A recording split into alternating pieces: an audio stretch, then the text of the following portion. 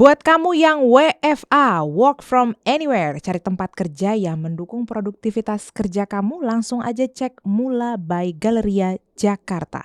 Dengan harga Rp75.000, kamu bisa mendapatkan coworking hot desk dengan meja luas, kursi nyaman, internet super cepat, dan yang pasti free flow minuman kopi dan juga teh.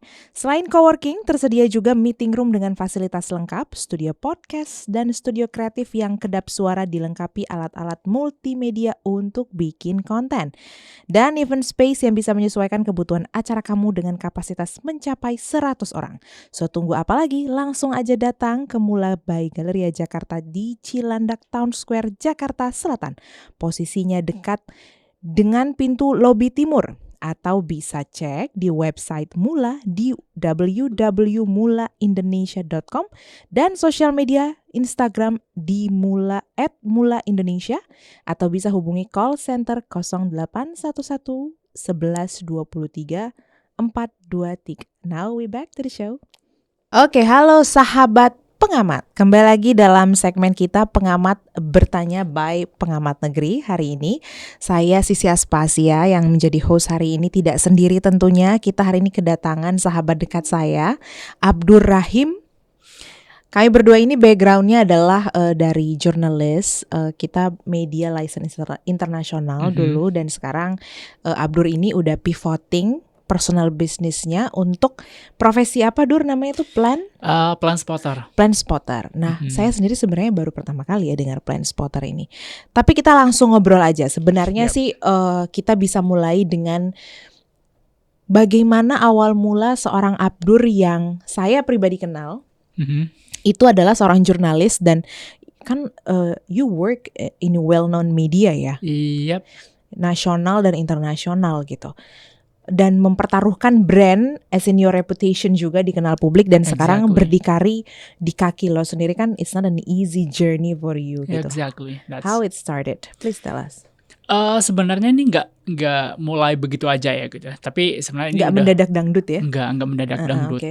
Kayaknya ini emang udah jalannya, dan gue juga nggak merencanakan ini akan terjadi juga gitu kan. Tapi semua ini bermula dari kecintaan gue terhadap dunia aviasi. Sejak pertama kali gue naik pesawat itu kelas 1 SMP gitu kan. Nah itu pertama kali gue naik pesawat itu gue langsung cinta sama aviasi gitu kan. Sebelumnya apa yang buat lo suka? Maksudnya kalau gue aneh ya, gue as perempuan tuh kadang ngeliat pesawat tuh benda mati tapi gagah gitu. Gue gak tahu itu aneh gak sih, cuman aneh nggak? Enggak ya? Aneh. Tapi ya menurut gue, ya gue perempuan tuh punya melihat appeal itu ya dari aviasi, sehingga gue bisa relate dengan itu. Tapi kalau lo sendiri sampai lo into tuh apa sih yang menarik tuh apa sih? Sebenarnya love is undescribable. Love is blind. Oke. Masuk ke konteks itu. Oke. Nah, terus kalau soal susah sih kalau buat dijelasin ya, kalau kenapa lu suka. Nggak tahu deh, gue ketika ngeliat pesawat gitu kan, terus dia take off gitu kan, landing, habis itu pelan-pelan mulai landing, habis itu taxiing, nggak tahu. I just love it so much, I don't know why gitu kan. Terus mendengar suara mesinnya yang menggelegar kayak gitu, itu kayak nggak tahu deh, itu bikin gue, adrenalin gue itu jadi naik banget gitu. Itu sih yang at some point lo kayak ngerasa Superman ya gitu. Exactly. Kayak dari darat lo tiba-tiba ke atas gitu ya. Nah padahal gue fobia ketinggian loh. Gue takut ketinggian, tapi nggak tahu kenapa berada di atas pesawat gue nyaman gitu, nggak tahu deh. Itu yang something that I don't know. Sampai sekarang lo juga nggak ngerti itu kenapa. Oke, berangkat dari kesukaan lo aviasi, and then sorry gue potong terus. Lanjut. Nah setelah itu kan pas waktu kita liputan dulu ya, kan kita sering keluar kota gitu kan, dan itu salah satu yang bikin gue stay cukup lama di tempat itu, karena gue bisa jalan kemana-mana gitu kan, itu satu. Dan kalau lo lihat dulu postingan gue, kalau liputan keluar kota, instead of hasil liputannya atau dengan siapa gitu, gue lebih memilih untuk posting pesawatnya. Iya kan, betul. Ya nggak, itu udah kecintaan, itu udah ada dari dulu. Bahkan gue sempat ditantang juga tuh dulu sama Mas Angga untuk tidur di apron. Gue beneran tidur, di foto, ada fotonya gitu kan. Gitu. Nah terlepas dari sana, habis itu tahun 2019 kalau nggak salah, gue mulai 2020 ya pandemi Pandemi ya. 2020. Nah, 2020 pandemi.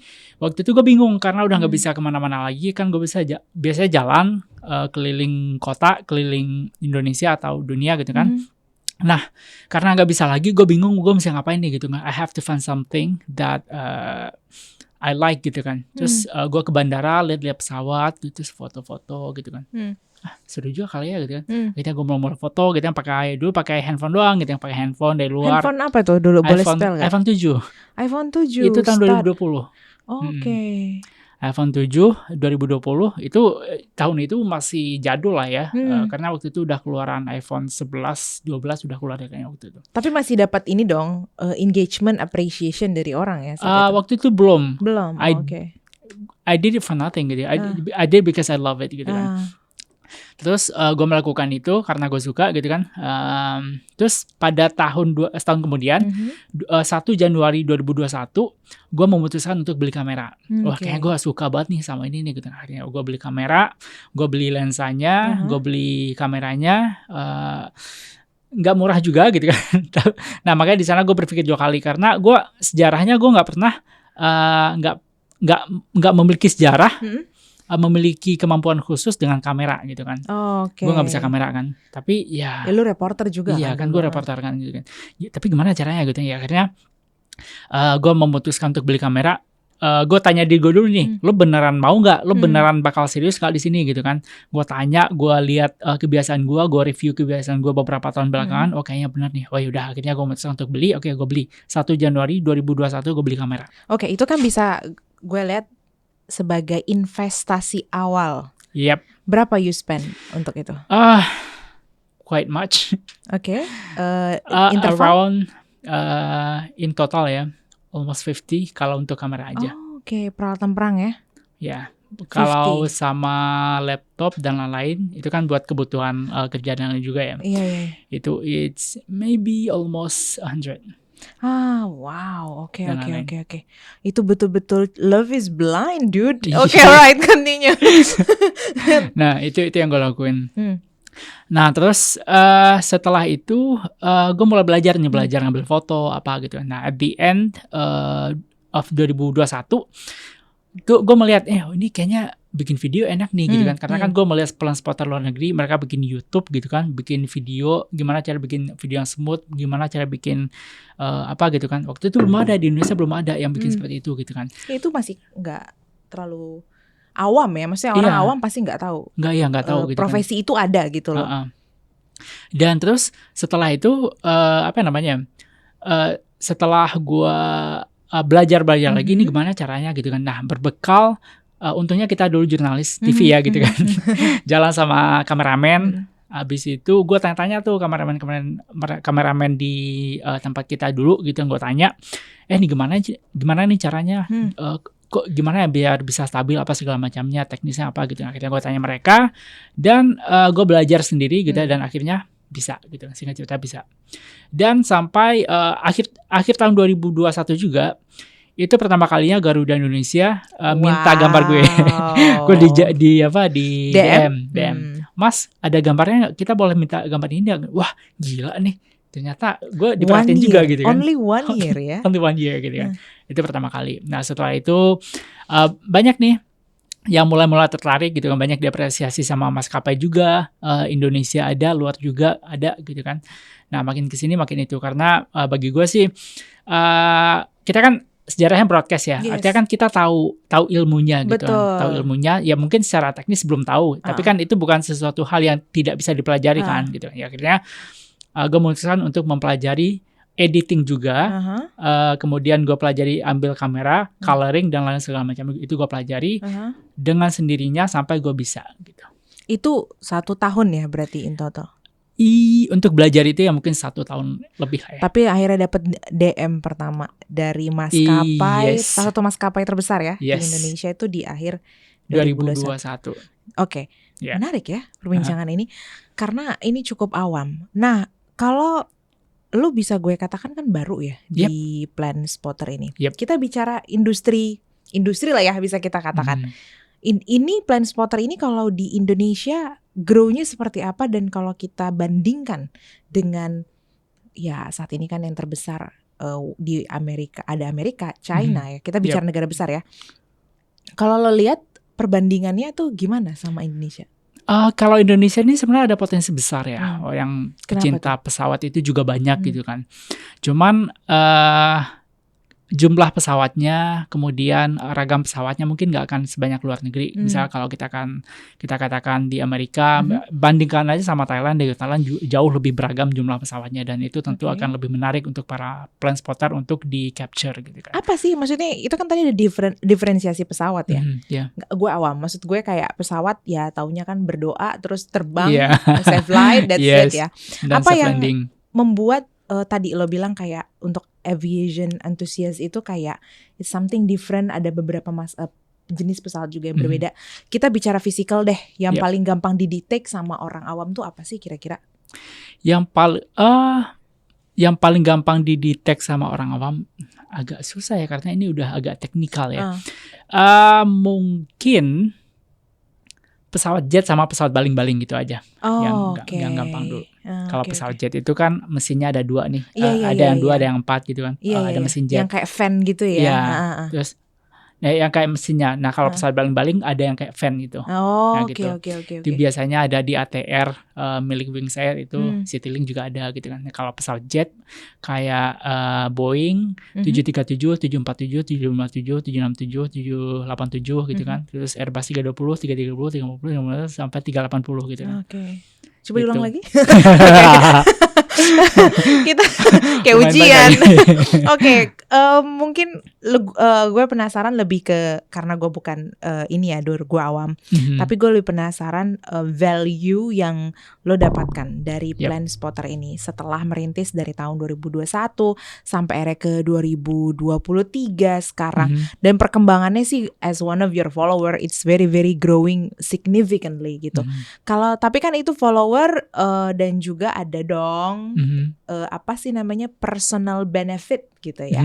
Nah lo bisa share gak kira-kira kalau untuk profesi ini, mungkin yang nonton nih ada antusias aviasi juga gitu. Kira-kira kalau untuk personal benefit tuh gimana sih Dur? Prospeknya gimana? Silakan. Nah kalau lu bilang tadi ini kayak apa, sebagai apa sih tadi namanya, profesi ya, sebenarnya bukan profesi yang untuk itu, sebenarnya profesi based hobby sih. Hobby. Ternyata sebenarnya. Lo dari creating hobby, you create opportunity kan gitu ya? Opportunity itu Because datang aja hobbies. gitu kan. Karena gue nggak pernah merencanakan juga. I do it because I love it aja gitu kan. Nah kalau personal benefitnya ya mungkin bisa collab dengan maskapai, kemudian juga diundang sama maskapai, diajak terbang kemana-mana gitu kan. Nah kemarin gue of course. Nice. Ya. Kemudian diapresiasi juga, ada yang juga pengen ngajak kerjasama gitu kan, dan gak cuma dari maskapai tapi dari travel agent, dari mana itu juga lumayan banyak gitu kan. Dan good point-nya adalah koneksi lagi, koneksi, kenal sama orang maskapai gitu kan, kenal sama petinggi maskapai apa gitu kan. Nah itu salah satu poin yang apa ya, yang menarik gitu. Bahkan gue pernah ketemu sama Tony Fernandes juga gitu. Oh my god. And then sebenarnya gue diundang karena itu sih awalnya, karena liputan. Tapi ternyata di sana ada yang tahu dari orang Malaysia itu kalau gue ternyata juga plane spotter gitu kan. Dan ngerasa terkenal gak lo di spot gitu, ngerasa terkenal dong? Enggak juga, gak ada yang kenal gue, karena kan yang ditampilkan karya gue, bukan muka gue. Betul. Jadi pas di sana ternyata tiba-tiba ada yang itu kan, ternyata mereka tahu, dan mereka juga ternyata mereka tahu kalau gue plane spotter gitu kan, dan ternyata mereka juga pernah pakai gambar gue untuk itu, dan ya obrolan makin berlanjut di sana gitu kan. Jadi gitu. Jadi ada connection, terus juga tadi ya. Networking di sini yang bisa grow you much better, terus juga ada benefit keliling Indonesia, keliling luar negeri mungkin nanti ya. Iya, Dur, ya. amin ya mudah-mudahan ya. I mean it's just 3 years kan gitu, kayak opportunity-nya pasti growing terus. Jadi banyak benefit di samping tentunya ada nilai value ekonomi yang kita bisa sebut uang ya di situ ya. Ya memang udah dihasilkan. Menarik. Nah, kalau kita berbicara mengenai ini ada 2 topik nih Dur. Yang pertama nih gue coba turunkan ke grupnya dulu deh. Audience untuk si Planspotter ini, apakah kita persempit memang hanya untuk orang yang penggemar pesawat terbang sejauh pengalaman lo ya? Atau justru bisa siapa aja sebenarnya? Karena kalau gue sih sekarang kalau ngeliat one of your content tuh yang benar-benar diinget gue tuh uniqueness dari Garuda ya, yang waktu posting pakai masker ya, yang lagi kampanye. Wah itu menurut gue sebagai orang branding sih gue merinding ya, maksudnya itu memang di tengah COVID tapi dan orang tuh dilarang untuk berpergian, tapi untuk brandingan suatu pesawat itu dia pakai branding itu, tapi you capture the moment that very well sampai terbang gitu kan. Gue sampai merinding banget sih ngeliat konten itu. Menurut lo gimana? Maksudnya tapi kan itu hit untuk certain occasion gitu. Tapi kalau untuk tadi back to audience, kita terbatas di aviasi enthusiasm atau sebenarnya bisa siapa aja gak sih? Iya, benar yang lo bilang. Sebenarnya bisa siapa aja sih. Nah, kalau untuk aviation enthusiast itu udah pasti ya gitu kan. Tapi dengan gimana cara kita bikin video itu menarik, enak dilihat, smooth apa gitu ya, itu bisa attract orang lain juga untuk yang tadinya nggak suka aviasi, tadinya nggak suka pesawat, justru malah jadi suka gitu kan.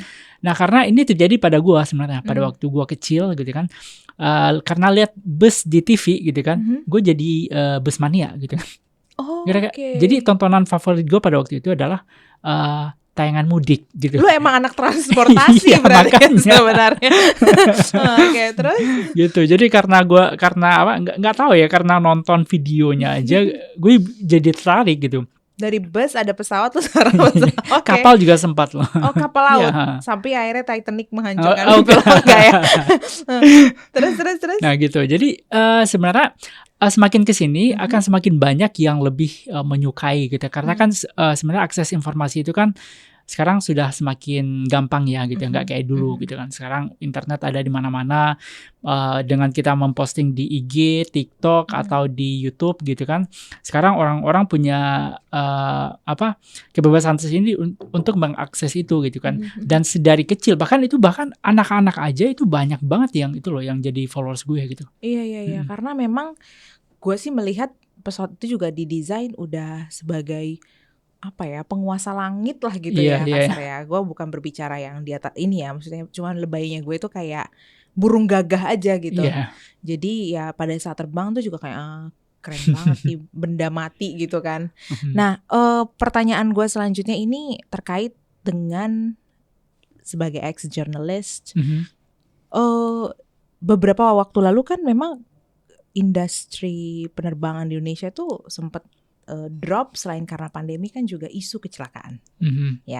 Isu kecelakaan. Lo sebagai enthusiasm aviation tuh ngelihat itu gimana sih? We don't talk about ini mungkin ya, number orang yang tewas, apa kita nggak membicara itu karena bukan ranah lo juga. Mungkin kita bicara as in general deh dari industri. Nah itu gimana menurut lo? Maksudnya itu kan sebenarnya juga gue pribadi melihat pasti membekas berbagai orang tuh untuk takut naik pesawat, for example ya. Itu pasti jadi momok bagi orang. Ditambah lagi ya ada ada teorinya lah 7 menit sebelum critical 11 ya, yang 7 berangkat 7 take off, 3 menit landing. Maksudnya kan itu juga jadi kalau kata orang itu penentu lah keberhasilan lo berseni pesawat apa enggak. Nah lo sebagai Planspotter dan juga aviation enthusiasm tuh ngeliat fenomena orang beropini ini terhadap penerbangan gimana?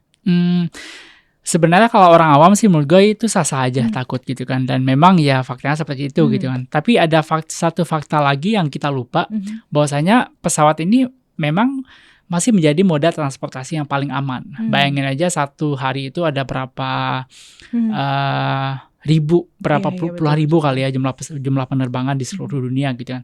Namun angka kecelakaannya itu bisa dibilang sangat kecil sekali gitu kan. Karena memang untuk pesawat ini kan sifatnya prosedur ya. Hmm. Prosedur banyak prosedur yang harus dilewati gitu kan. Gue juga nggak tahu sih detail kayak gimana, cuman ya kayak gitu kurang lebih.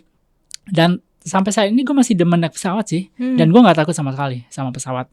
Nah, kalau stigma masyarakat yang seperti itu, ya mungkin kurang edukasi aja kali ya. Kalau sebenarnya naik pesawat itu juga nggak masalah gitu kan.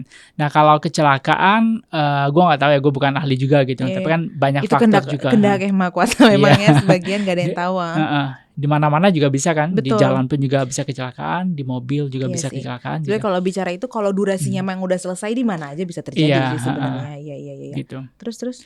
Nah, terus ya satu sih yang gue highlight dari aviasi ini, soal keselamatan mereka lebih utama, maksudnya lebih concern dibandingkan moda transportasi lain.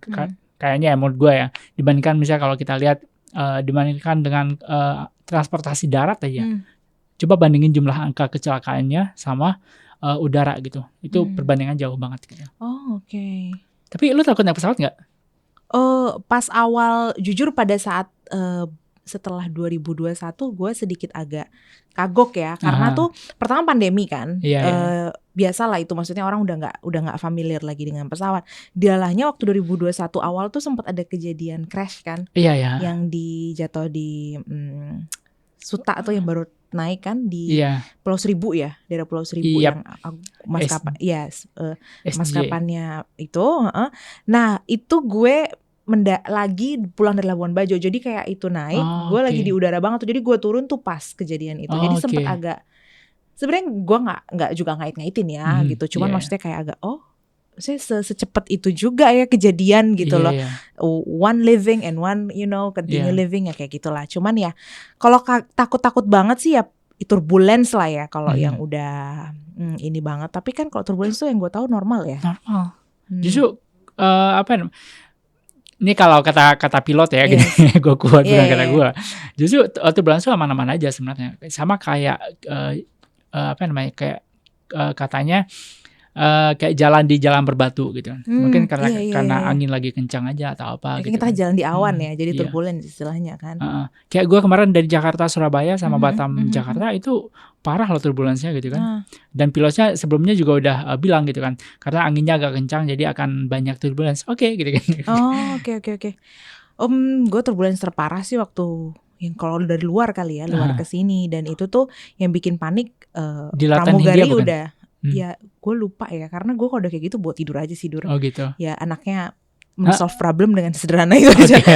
Tapi yang bikin panik tuh betul, yang dibikin panik karena ya maksudnya orang-orang maskapai itu bilangnya yang udah pernah kerja sana, kalau pramugari udah sampai disuruh duduk tuh berarti kan levelnya itu udah tinggi kan udah katanya gitu. Jadi waktu saat itu pramugari lagi bagi makanan tapi pilot udah nyuruh duduk. Nah itu sebenarnya agak dakdikdukser, cuman ya tadi sih back to lagi ya, kalau sebenarnya kalau nggak naik pesawat juga kalau durasinya emang udah habis ya udah habis aja kan sebenarnya kayak gitu. Cuman ya back to topic ya, tadi ya ini kita bicara pesawat as in general awam, dan tadi sampai akhirnya lu plan spotter karena mungkin sahabat pengamat juga bertanya kok bisa sih suka sama pesawat, bukannya ada isu ina itu kan gitu. Tapi I think you already answer ya gitu. Oke, pertanyaan selanjutnya adalah pasti kalau ada yang mau memulai profesi ini, mungkin dia nggak plan spotter, tapi dia melihat potensi, dia jago foto, tadi jago video, tapi mungkin juga dia punya hobi, let's say kalau nggak lo misalkan lo suka pesawat, dia mau bus spotter, kita nggak pernah tahu kan, maksudnya kan ada juga kan yang seperti itu. Nah, apa yang bisa lo share bagi teman-teman kita nih untuk yang mau memulai, karena take risk itu kan bagi orang tuh butuh waktu bisa bertahun-tahun bahkan. Silakan Dur. Kalau buat gue sih just do it.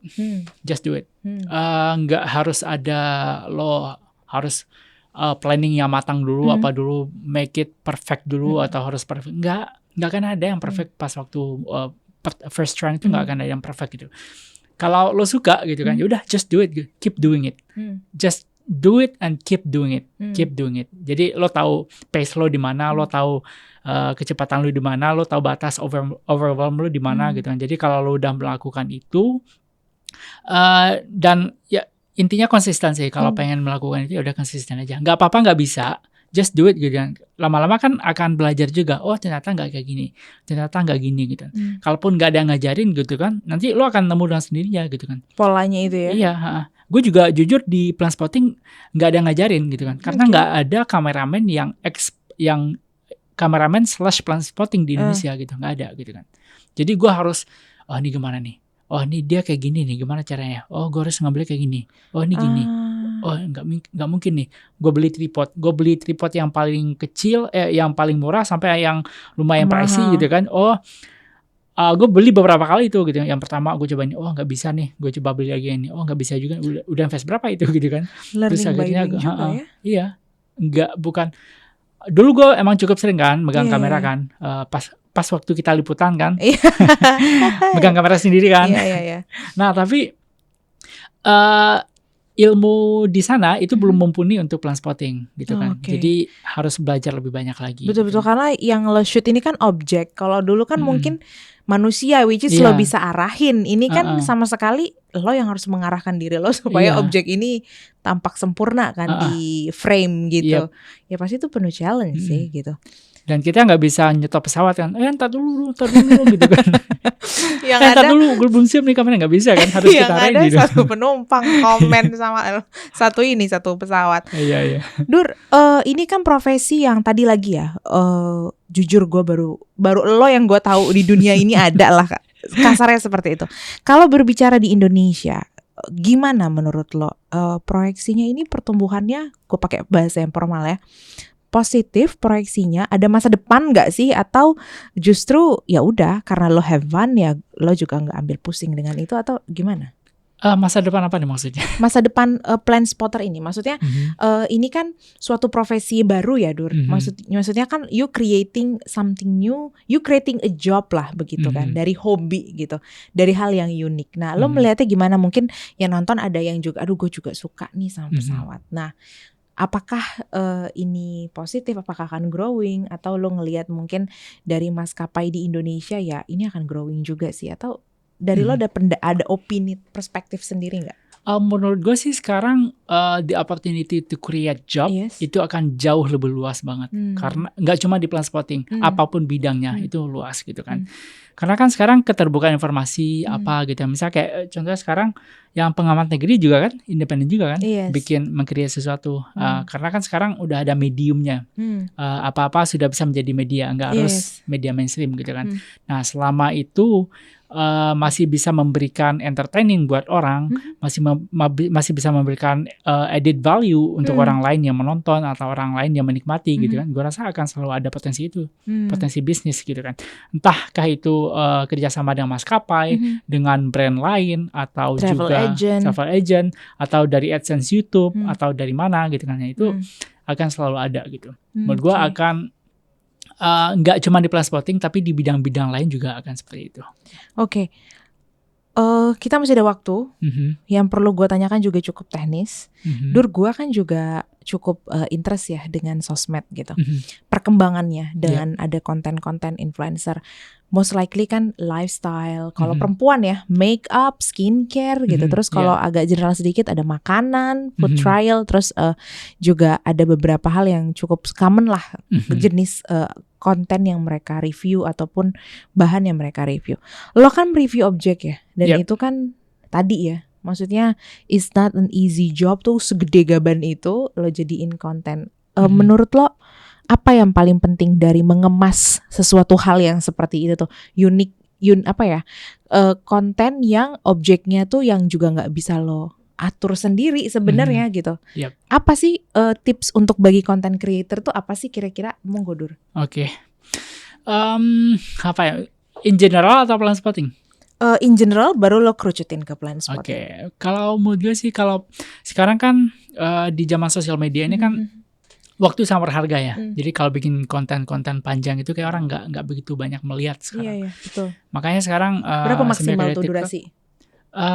Durasi konten tergantung tergantung. Tapi yang penonton video panjang ini tetap masih ada gitu kan. Betul. Nah tapi kalau kita berbicara dua dulu, yang pertama dulu yang untuk pendek-pendek gitu kan. Nah sekarang kan orang-orang kan pada pengen nontonnya tuh yang pendek-pendek gitu, kayak sebenarnya kayak TikTok. Kemudian ada Reels, kemudian YouTube juga bikin short gitu kan. Itu kan 3 itu. Nah, itu kan maksimal paling tadi kalau nggak salah 1 menit ya. 1 menit. Kalau di Reels mungkin 1,5 menit.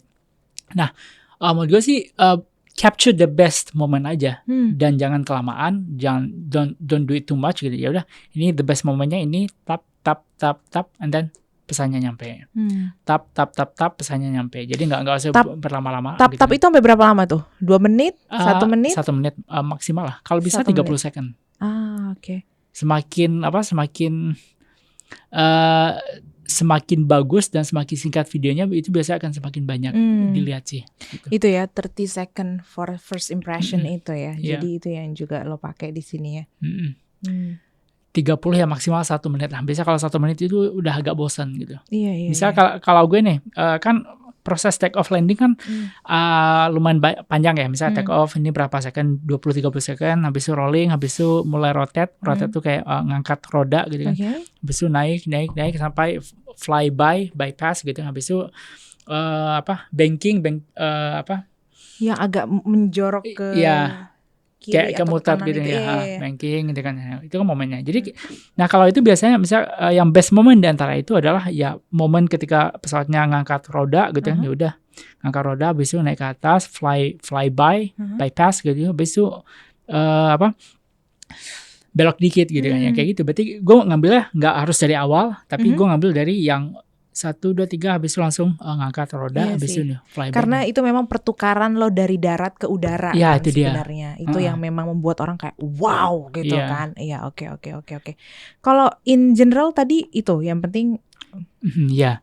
Kalau in general sih sama aja sih. Yang penting kayak kita di media lah biasanya. Jangan terlalu dragging, yang penting intinya apa gitu kan. Dan kayaknya ilmu-ilmu media yang biasa kita pelajari dulu ya, yang harus kayak gini, harus kasih kredit sih, oke. Ya, maksudnya menurut gue itu sekarang sudah mulai berubah gitu kan. Betul. Karena kan sekarang nggak harus gambar, harus berbicara. Sekarang pakai teks aja gitu. Yang penting teksnya gimana gitu kan, terus gambarnya juga ngikut. Jadi gambarnya sekarang juga nggak harus sequence gitu. Iya. Gambarnya ini kan kalau kita belajar dulu kan media kan gambar harus sequence, harus apa gitu. Sementara kan kalau sini kayak nggak. Jadi kadang tergantung kalau yang kuat di ceritanya, teksnya ya udah berarti gambarnya ngikut aja gitu. Kadang lu sering lihat juga kan gambarnya apa, ngomongnya apa, tapi lu tetap lihat. Iya, kalau kan? Interesting topiknya gue tonton juga sih gitu. Kan? Misalnya dia kecuali topiknya apa, isinya kontennya apa, terus nggak nyambung kan, tuh gue komen sih marah. Nggak bercanda. Terus gitu kan. Nah itu dia sih, maksudnya yang pentingnya apa dan kalau bisa ditonjolkan ya udah. Itu aja. Oke. Terakhir Dur, untuk sahabat pengamat. Ini kan kita banyak-banyak Gen Z ya rata-rata yang nonton, milenial yang awal-awal, ada yang mungkin sedang di persimpangan passion atau profession, ya kan? Nah, ada juga yang sedang memulai atau mencari kerjaan baru atau kayak gue gak suka sama major gue, haruskah gue stay dengan pekerjaan gue ini, dan melihat lo yang dari hobi tiba-tiba jadi kayak personal business kan, itu such angin segar ya buat teman-teman. One of personal business. Ada gak pesan lo yang mau lo share ke kawan-kawan tentang ini? Silakan. Oke, buat sobat-sobat pengamat negeri. Benar ya? Ya betul. Oke. Nggak tahu sih ya, kalau just do it. If you don't know things, just do it. You'll know. Gak usah mikir terlalu banyak, gak usah perfecting something, gak usah lo mikir konsepnya harus ABCD dan perfect gitu. Gak akan ada, karena gak akan ada hal yang perfect at the first trial. Yes. Itu aja yang pemilik KFC aja punya KFC di umur 50-an kan. Kemudian maksudnya proses juga gak instan gitu kan. Karena kan dengan lo mencoba artinya lo mempelajari sesuatu. Even ketika sesuatu itu gagal gitu kan, lo tahu yang pelajaran yang lo dapatin adalah ini nggak cocok buat gue gitu. Coba ya try something else gitu kan. Nah, gue juga sebenarnya kayak gitu sih dulu sih. Lo ingat gak pas waktu gue bikin Kismin Traveler di awal-awal? Iya. Itu kayak dulu sedikit aja ya background. Pada saat dia bikin Kismin Traveler tuh Abdur tuh diketawain satu company sih lebih tepatnya. Jadi kayak udah Kismin itu miskin. Iya kan? Kismin tuh miskin, terus Traveler itu adalah jalan-jalan orang-orang jalan-jalan yang miskin lah. Iya. tapi grow jadi 21.000. Keren. Tepuk tangan dulu dong. Tepuk tangan virtual ya. Oke, terima kasih Abdur. Oke. Ada lagi mau di-share mungkin? Udah mungkin itu aja sih. Itu aja cukup ya. Do things that you love. Do Oke, things that you love and then do not perfecting something, tapi lo the end at zero lagi ya. Iya. Oke, itu dia. Jangan lupa teman-teman yang penasaran tadi cerita-cerita kita mengenai tadi ya Plan Spotter itu ada di akun IG-nya Abdur di Kismin Traveler. tadi. Atau Yes Plans juga di YouTube. Yes Plans. Yes Plan. Itu nyambung ya? Iya. Yes Plan. Yes Oke. Plans. Itu dia, dan yang belum follow silahkan follow Kismin Traveler. Dan terima kasih Thank sahabat you. pengamat sudah menyimak obrolan kita hari ini. Saya Sisi Aspasia dan rekan-rekan ada Dava, ada Wine di sini juga yang bertugas hari ini, dan juga kawan-kawan dari Mula Jakarta. Terima kasih. Pamit undur diri. Jangan lupa untuk follow Pengamat Negeri dan simak konten selanjutnya. Pengamat Negeri, diam bukan pilihan. Sampai jumpa. Oke, terima kasih. Thank- Thank you ya, Thank you.